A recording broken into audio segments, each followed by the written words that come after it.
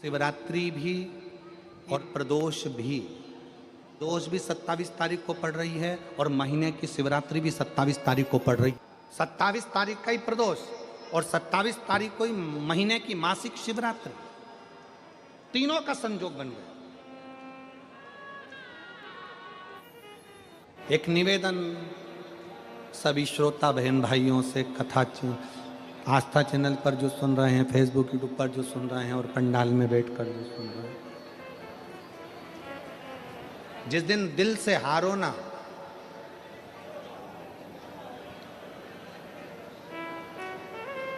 थोड़ी तकलीफों में अगर घिर जाओ, तकलीफें आ जाए, कष्ट आ जाए, तकलीफें जिस दिन तुम्हारे भीतर बहुत ज्यादा मात्रा में आ जाए, उस दिन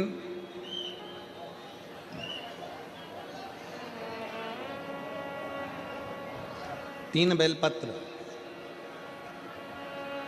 एक बेलपत्र में पीला चंदन, बीच वाली पत्ती। जिस दिन तुम्हें लगे कि मैं बहुत दुखी चल रही हूं और मेरा काम हो ही नहीं रहा, बहुत तकलीफ की जिंदगी चल रही है, कोई हाथ पकड़ने वाला नहीं है, कोई संभालने वाला नहीं है और बहुत तकलीफ हो रही, बहुत तकलीफ। उस समय पर एक बेलपत्री के बीच वाली पत्ती पर पीला चंदन, दूसरी पत्ती पर लाल चंदन और तीसरी पत्ती पर 11 चावल गीले, पानी में उसको थोड़ा सा भिगो लें या धो लें, 11 चावल गीले शिव जी की उस पत्ती पर रखें। सबसे पहला पीला चंदन का बेलपत्र, दूसरे नंबर पर लाल चंदन का बेलपत्र, तीसरे नंबर पर जो 11 चावल आपने धोकर रखे हैं वो हाथ की हथेली में रखना है और हाथ की हथेली में रखकर अपनी कामना कर कर भगवान शंकर से विनय कर कर पंचाक्षर मंत्र नमः शिवाय या षडाक्षर मंत्र ओम नमः शिवाय या श्री शिवाय नमस्तुभ्यम बोलकर उस बेलपत्र पर सीधे हाथ में रखकर उल्टे हाथ का स्पर्श कर कर बाबा से अपने मन के भाव कहकर शंकर के शिवलिंग पर उसे समर्पित कर दीजिए। एक ही लोटा जल, जहां से जल बहता है अशोक सुंदरी वाली जगह, एक ही लोटा जल, जहां से जल बहता है उस जल बहने वाली जगह पर 3 बार उस जल को अपनी कामना कर कर श्री शिवाय नमस्तुभ्यम या पंचाक्षर मंत्र या षडाक्षर मंत्र बोलकर 3 बार उस स्थान पर गिरा दीजिए। गिराने के बाद में बाबा से विनय कर कर अक्षत वाली जो बेलपत्र है, एक बेलपत्र और एक अक्षत उसमें से अपने लिए लेकर आ जाओ। उसको 2 महीना 3 महीना अपने घर में रखिए। जितना भी दुख है धीरे धीरे बाबा समाप्त कर कर खुशियां घर में लेकर आता ही है। दुख समाप्त होगा, खुशियां घर में आएगी जरूर। ये आज जो शंकर के शिवलिंग की आराधना करेगा, पूजन करेगा, उसके घर में 2 देवियां सदा सदा विराजमान रहेंगी।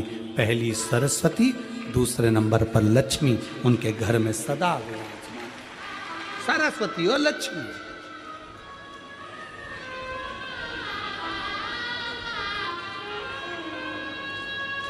एक देवी का फूल होता है,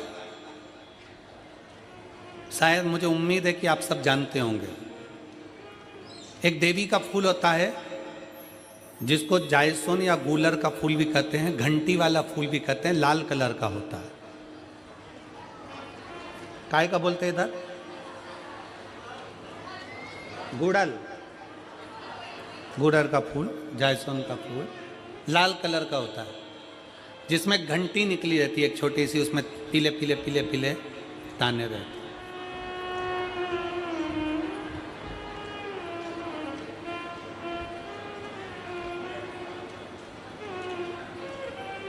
अगर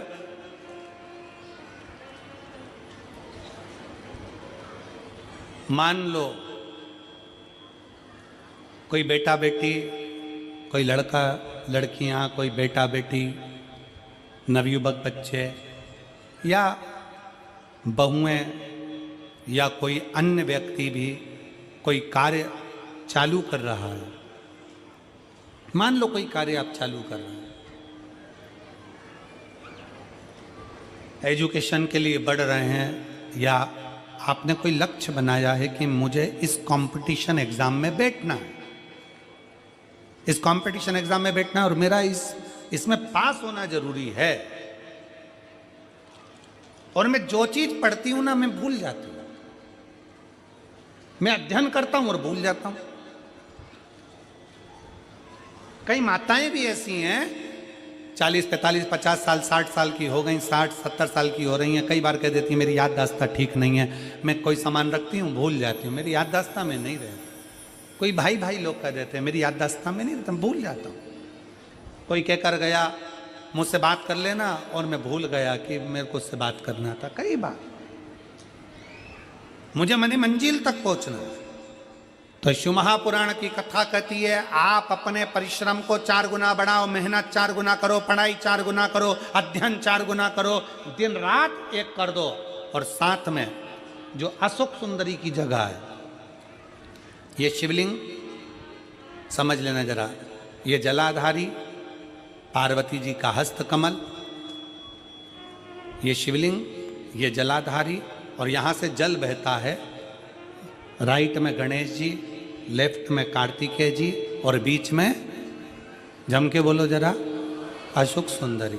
ये बीच की जगह जो घंटी वाला फूल होता है, जिसको आप लोग जायसन बोलें कि आपके क्षेत्र में गुलर बोलें, देवी जी को चढ़ता है। देवी जी का अति प्रिय पुष्प है, माता रानी का वो लाल पुष्प अति प्रिय। उसी पुष्प को ये बेलपत्र की जो डंडी होती है, बेलपत्र की जो डंडी का भाग होता है, उस घंटी का भाग उसी डंडी की ओर होना चाहिए। जैसे फूल की जो अंदर की घंटी जो निकली हुई है, उसका भाग ऐसा डंडी की ओर होना चाहिए। मतलब आपको बेलपत्री पर ये फूल को इस तरह से रखना पड़ेगा, मतलब उसका जो घंटी का भाग है। हाँ लाइए जरा फूल लाओ, जेरा फूल मिल गया वो।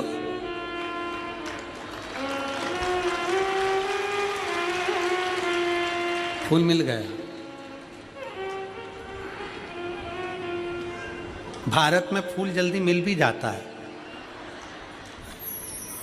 मिल गया। अब ये फूल और इस फूल की जो घंटी का भाग है वो इस डंडी की ओर हो, हमारे डंडी के साइड।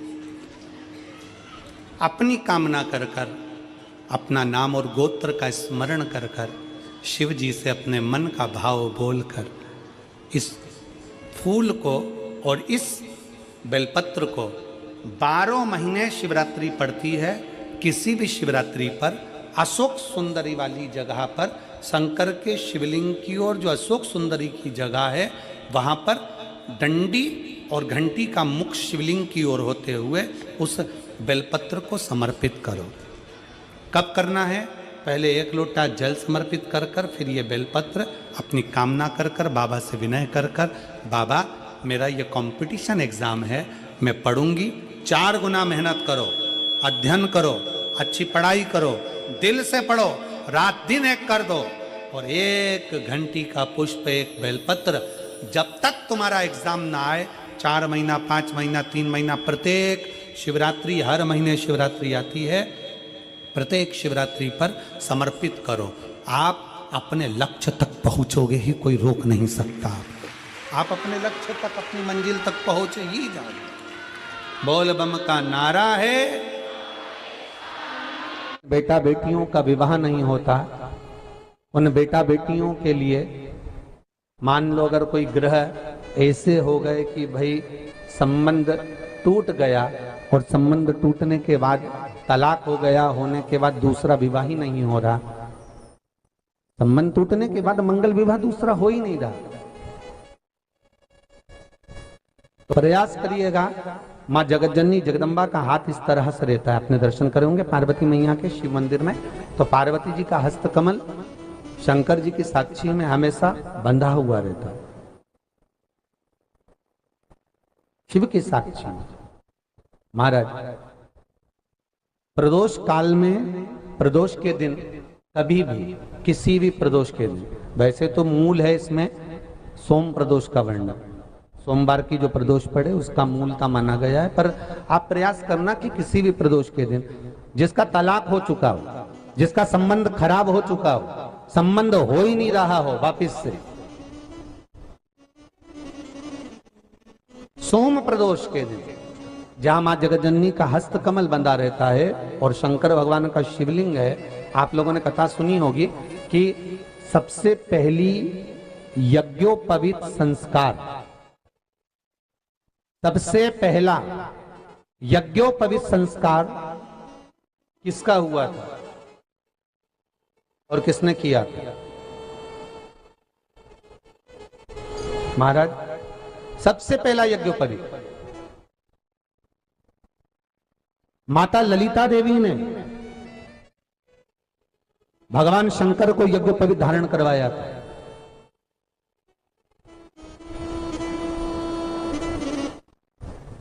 मां ललिता देवी ने सूत्र बनाकर अपने हस्त कमल से भगवान शंकर के सम्मुख में बिठाकर भोलेनाथ जी के हस्त कमल से स्वतः सूत्र बनाया था। भगवान शंकर प्रसन्न हो गए थे, बहुत प्रसन्न भोलेनाथ जी। इसलिए शंकर भगवान ने ललिता देवी को 2 वर दिए थे, एक किसी का अश्रु नहीं देखूंगा, दूसरा जो यज्ञोपवीत समित समर्पित करेगा, यज्ञोपवीत का भाव जो मुझे देगा उसके जीवन में बाधाओं को हर लूंगा। इसलिए आज भी हिंदू धर्म में देवताओं को जो यज्ञोपवीत चढ़ाया जाता है वो उलझा हुआ नहीं होना चाहिए। देवताओं को जो यज्ञोपवीत चढ़ता है उसको सुलझाकर चढ़ाया जाता है, समर्पित करेगा।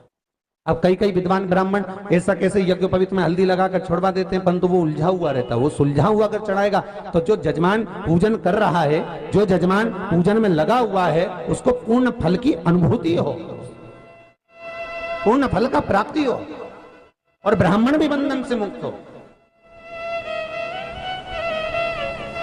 ललिता देवी जी तो हमारे यहाँ भौम सोमवार का जो प्रदोष हो, उस प्रदोष के दिन जिसका मंगल विवाह नहीं हो रहा है, सारी तकलीफें झेल रहे हो, बहुत कष्टप्रद हो, तो माँ का जो हस्त कमल है, उस हस्त कमल से लेकर शंकर भगवान के शिवलिंग तक एक कच्चे सूत की धार बनाई जाती है। महाराज 6 धार कच्चे सूत की बनाई जाती है। यहाँ शंकर भगवान का शिवलिंग है, यहाँ माता का हस्तकमल है, हस्तकमल से चालू होकर शिवलिंग, शिवलिंग से चालू होकर हस्तकमल, ऐसी 6 धार बनाई जाती है माता। और धार बनाकर उस धार पर माखन का लेपन किया जाता है भगवान शिव को। जैसा ललिता माता ने भगवान शंकर से वर प्राप्त करा था, उसी तरह फिर उस लेपन को लगाने के बाद उसको उतारकर उसी को लपेटकर शंकर भगवान पर उसको चढ़ा दिया जाता है, मात्र अपनी मंगल विवाह की कामना कर कर। अगर कोई कुंवारी अवस्था में कर रहा है तो उसमें हल्दी लगाए, और अगर कोई शादी होने के बाद, संबंध टूटने के बाद दूसरी शादी के लिए कर रहा है तो उसमें हल्दी ना लगाए। बस इतना अंतर रहता है।